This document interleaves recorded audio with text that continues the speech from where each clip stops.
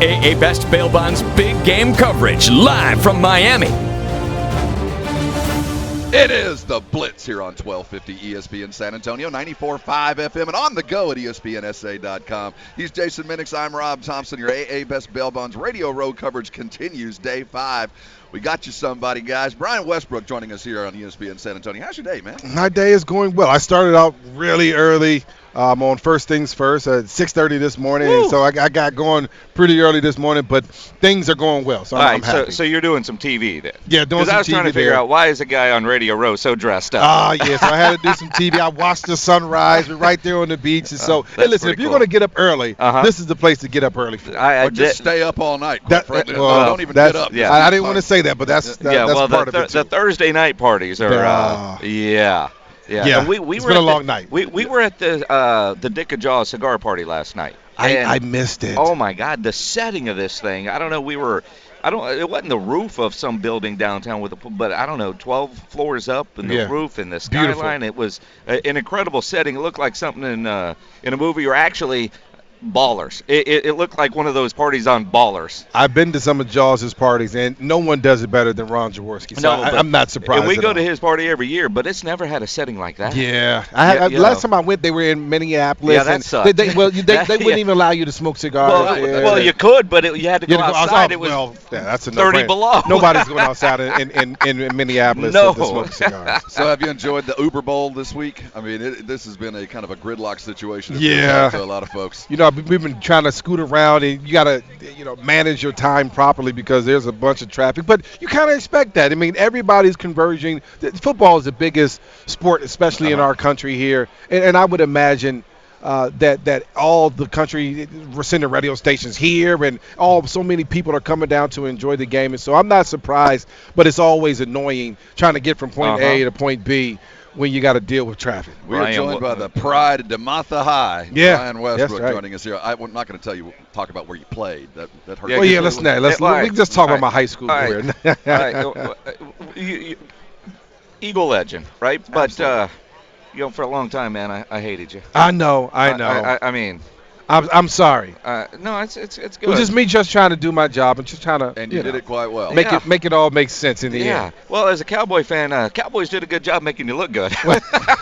But it's funny because a lot of people in Philly believe that the rivalry really is with the Cowboys. But just during the time that I played in particular, the Cowboys were okay. It wasn't much of a rivalry for us. We were the better team. We had more rivalry type of games with the Giants. But I always respected Bill Parcells when he was there, and I loved playing against guys like Roy Williams and a lot of the guys that you guys have on the defensive side, Leroy Glover. I mean, you guys had some beasts over there, and obviously Tony was a quarterback for most of it. And so it was always good coming down there, and we knew we were going to get a good football game. So it was always fun. I'm curious, if you were playing today and you were a free agent and you were being sought after, and both the Chiefs and the Niners were offering same money, apples to apples, right? What team would be most appropriate for your game? I probably would, I had a lot of success with Andy Reid, so I probably would lean towards Andy Reid. But when I see what they're doing in San Francisco, I'm seeing running backs run through holes that you can fit a truck through. Right. I'm seeing running backs not get hit until they're 4, 5, 6 yards down the field. I mean, if you're telling me that I can sign up for 6 yards of carry for my career, then that's what I'm going to do, because it's a big difference between getting hit by linebackers and D linemen and secondary guys. Exactly. And that's what the guys in San Francisco, and that's who they're getting hit by. And so I probably would go to San Fran just because of the schemes and the way that they run their offense. Interesting, because I picture you as a guy in space. Yeah. We were always terrified. We see you out there and wide open. Right. And there's a DB here and there's a safety coming to try to help, and you're trying to round the corner, and you chose the downhill zone block and get to the hole and go. Well, you also got to remember, Andy Reid likes to throw that football. Yes, sir. And I want to be a part of the game plan too. I want to be. I want to touch the ball too. I want Patrick Mahomes to be a Pro Bowl player, an MVP candidate, but I also want to do my thing too. So it's a little bit of both. It's kind of a selfish thing for me, but that's just the way it goes. You mentioned Andy Reid. When they win on Sunday, because I'm taking Kansas City. Okay. For Andy Reid, what does this do if he wins this game? What does that do for Andy Reid?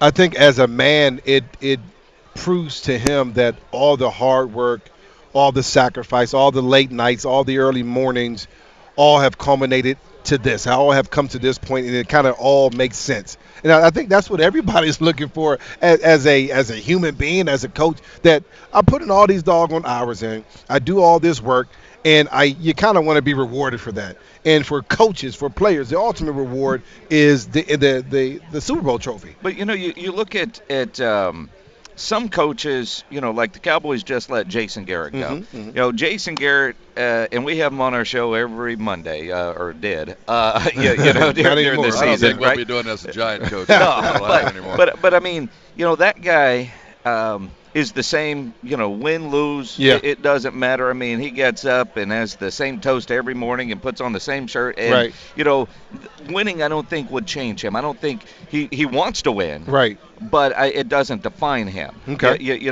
But I think Andy Reid seems, when you're listening to him, especially this week, or you go back to when the Eagles got to the Super Bowl, he wanted it so bad. Yeah, well, like he needs it. Does he need it? I don't know that he needs it. So I think he's a Hall of Fame coach, whether he wins the Super Bowl or not. I mean, he's had the ability to change the fortune of franchises. I mean, think about what the Eagles were before him. They were a 3-13 team that was bad for a very long time. He made them into a 5-11 team his first year, and then a team that went to 5 NFC Championship games and appeared in the Super Bowl. The other part that Andy Reid did in Kansas City, he took a 2-14 football team, turned them into an 11-5 football team, and made the playoffs the following year. And so when you think about that, the numbers obviously support him being a great coach. I just think that at the end of the day, you want to have that ring. You want to have that ability. We were talking about that top echelon of people to be able to say, well, you got 2 rings and I have 1, or whatever that number he's going to end up with. That's the most important thing. He would join that club. And I do think to some extent the game had to catch up to his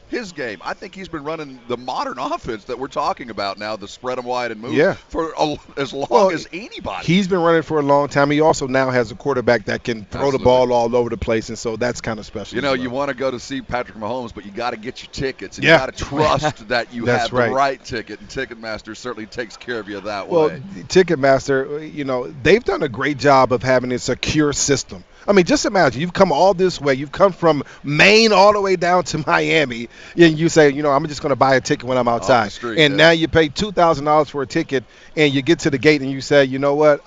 Sorry, sir. Sorry, ma'am. These tickets are no good. Right. Well, that's what Ticketmaster is all about. Ticketmaster is all about the app, and I use the app when I go to the Eagles games because it's so easy. I show them on the phone, and I'm on my phone all day long, and I say, hey, here's my ticket, and I walk into the game. I don't have to worry about the paper and all that other crazy stuff.